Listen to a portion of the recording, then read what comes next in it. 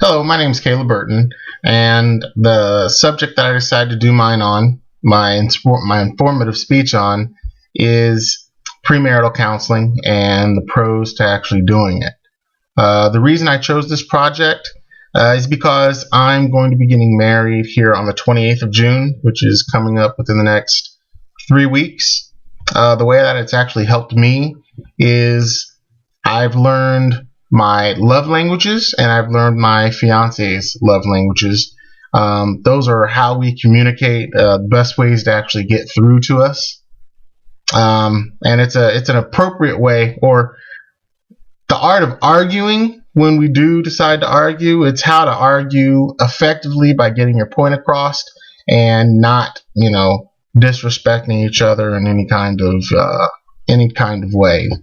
What the course actually offers through week 1 is getting acquainted and proper conversations. It's finding a little bit more out about each other. What it is asking the right questions to get to the root of who you are as a person and who your fiance or who your partner is as a person, so that you can actually kind of, it doesn't matter how long you've actually been with them. It's the proper questions that, a person needs, because you don't know what you really need to know until you ask the right questions. Week 2 are areas to grow and core relationship values, and that's when you actually get into the love languages and, what you are. And I found out that I like gifts. I like people to give me gifts. That's how people show that they love me. It's not a bad love language. Week 3 is the spiritual roles. Since this is a Christian-based marriage counseling program, it goes over who the spiritual leader is in the household and what their roles are as a spiritual leader. The 4th week, it's going to go over the expectations from marriage. What is it that you expect to get from marriage? Why are you getting married in the first place? Are there any negative things that you feel towards marriage? They also go over, what was your family life like growing up? What is it that you saw marriage being in your household? After that, week 6 is going to be family and budgeting.